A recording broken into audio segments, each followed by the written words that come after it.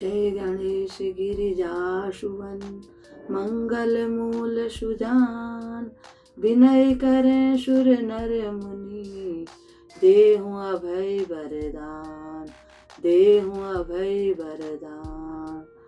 गुरुर्ब्रह्मा गुरुर्विष्णु गुरुर्देवो महेश्वर, गुरुर्साक्षात् परं ब्रह्मा तस्मै श्री गुरवे नमः।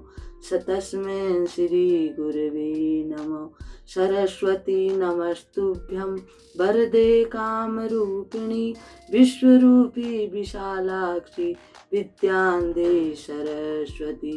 विद्यां दे सरस्वती। बोल एकादशी मैया की जय। बोल लक्ष्मी नारायण भगवान की जय।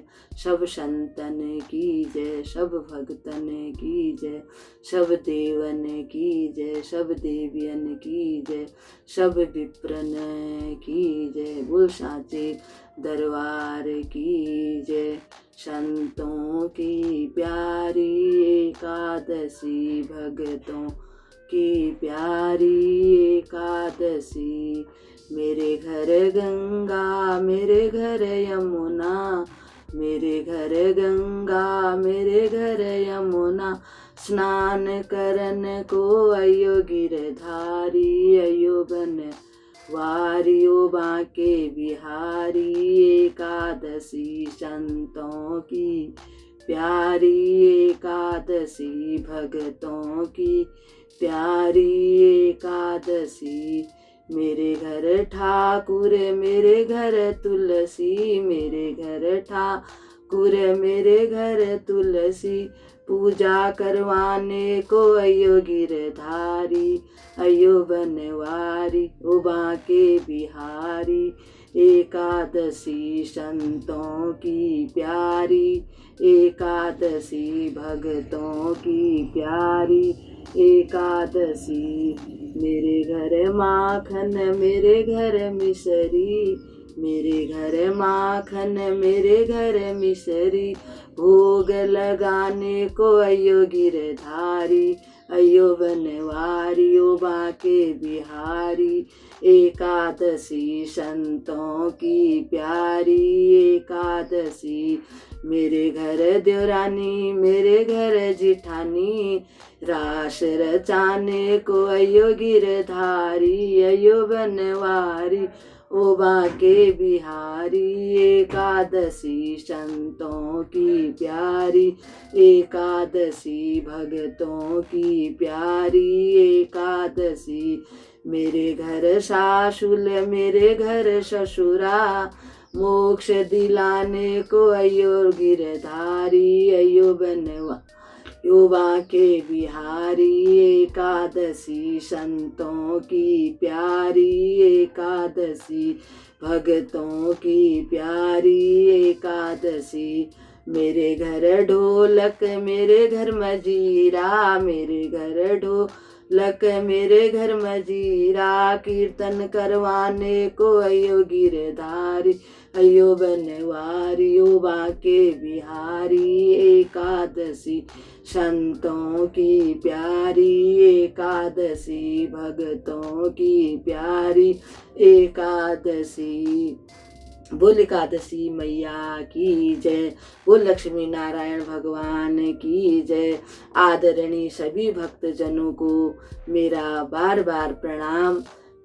मेरे आदरणीय भक्तजनों, मैं आज आपको मोक्षदायी एकादशी की कथा श्रवण करा रही हूँ और मुझे मालूम है कि आप सभी इस कथा को ध्यान पूर्वक सुनेंगे और अपना कल्याण करेंगे और एकादशी का व्रत भी करेंगे, जिससे एकादशी माता सबका कल्याण करेगी।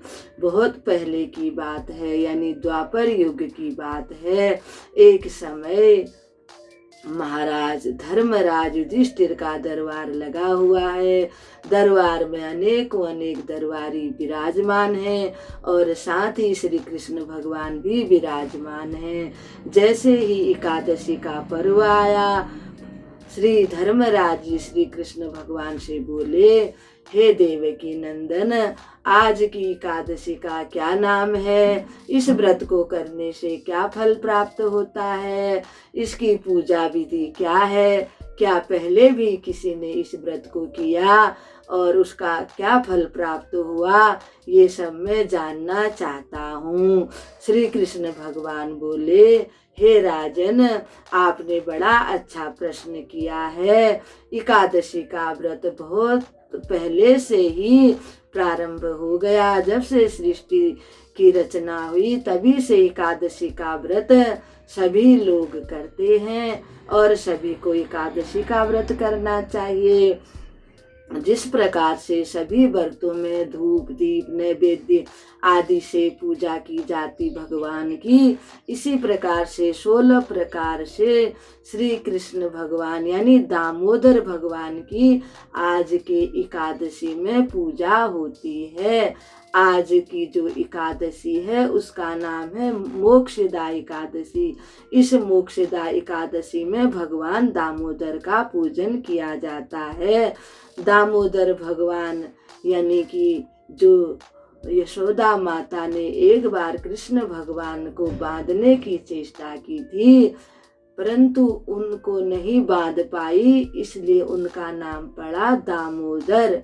जैसे ही दाम का मतलब होता है रस्सी और उदर का मतलब पेट, जैसे ही माता उनको बांधना चाहती थी उनका पेट बढ़ता जाता था, इसलिए उनका नाम पड़ा दामोदर। इस प्रकार से भगवान वर्णन करते हैं कि यह एकादशी का व्रत सभी को करना चाहिए। जिसके भी माता पिता सास ससुर कोई भी नरक में पड़ गए हैं तो उनके उद्धार के लिए इस व्रत को करना चाहिए और व्रत करके उनको संकल्प करके वह पुण्य उनको प्रदान कर देना चाहिए। अब मैं तुमको एक पौराणिक कथा सुनाता हूँ जिसके सुनने से आपको सब ज्ञान प्राप्त हो जाएगा। एक प्राचीन नगर था, उसका नाम था गोकुल। उस नगर में वैशानख नाम के एक राजा राज्य करते हैं। राजा बड़े बुद्धिमान हैं, बड़े धर्मात्मा हैं और भगवान के परम भक्त हैं। उनके राज्य में सब कुशल मंगल है, चारों तरफ खुशियां ही खुशियां हैं। सब बड़े प्रेम से भगवान की पूजा करते हैं। एक रात को राजा ने स्वप्न देखा। स्वप्न में उन्होंने अपने पिताजी को देखा। पिताजी को देखा तो उनके पिताजी कहने लगे कि हे पुत्र, मैं नरक में पड़ा हुआ हूँ, मुझे बड़ा कष्ट हो रहा है, तुम कोई ऐसा उपाय करके मुझे इस नरक से छुटकारा दिलाओ।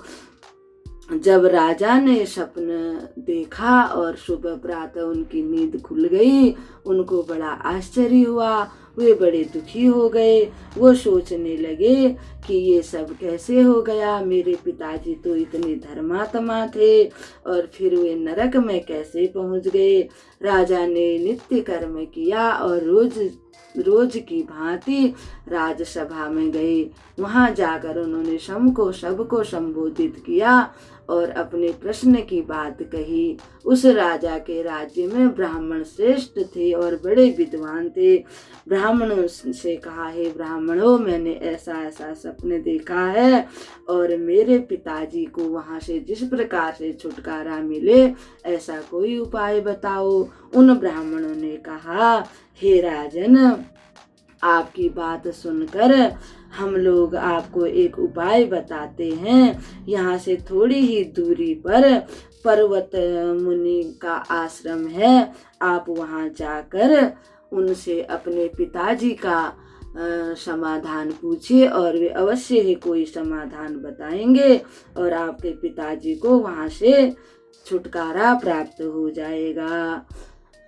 उन ब्राह्मणों की बात सुनकर राजा पर्वत मुनि के आश्रम पर पहुंचे। उन्होंने पर्वत मुनि को दंडवत प्रणाम किया। पर्वत मुनि ने उनका कुशल मंगल पूछा। उन्होंने बड़े विनम्र भाव से और बड़े करुणा भरी आवाज से कहा कि हे ऋषिवर, आपके आशीर्वाद से सब प्रकार का मंगल है। परंतु एक बड़ा ही विघ्न उपस्थित हो गया है, जिससे मेरे मन की शांति विचलित हो रही है। मैं मन की शांति प्राप्त करने का कोई उपाय जानने से आपके पास प्रस्तुत हुआ हूँ। उन्होंने अपना स्वप्न सुनाया।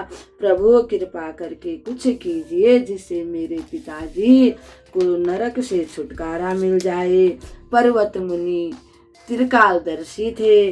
उन्होंने आंख मूंद कर कुछ देर तक विचार किया, फिर कहा, हे राजन, तुम्हारे पिताजी पहले जन्म में अपने रानियों में भेदभाव करते थे, इसी कारण से उनको नरक में जाना पड़ा। एक समय उन्होंने बड़ी रानी के कहने पर अपनी छोटी रानी को ऋतुदान नहीं दिया। इस पाप के कारण ही उनको नरक में जाना पड़ा। अब आप निश्चिंत हो जाइए। आप एकादशी का व्रत कीजिए, जो मोक्षदा एकादशी है, और इस व्रत को करने से आपके पिताजी नरक से छुटकारा पा सकेंगे। मुनि बोले, राजन, मार्गशीर्ष के महीने की शुक्ल पक्ष की एकादशी का उपवास करें। उस उपवास के फल को आप अपने पिता के नाम संकल्प करके छोड़ दें। उस एकादशी के व्रत के प्रभाव से अवश्य आपके पिता का पाप नाश हो जाएगा और वे नरक से छुटकारा प्राप्त कर लेंगे। वे अवश्य ही मोक्ष पा लेंगे।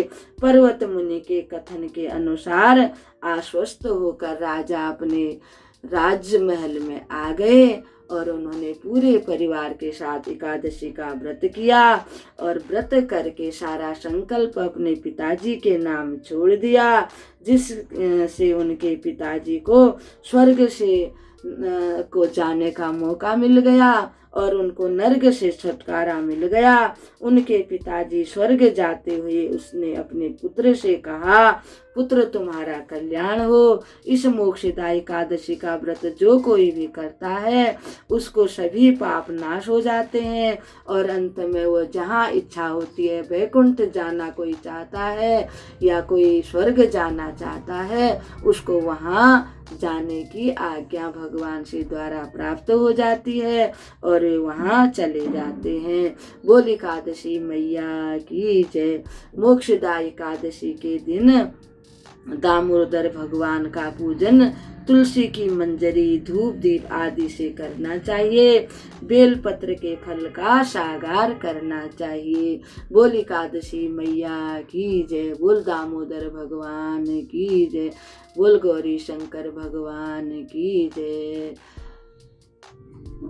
श्री राम जय राम, जय जय राम। श्री राम जय राम, जय जय राम।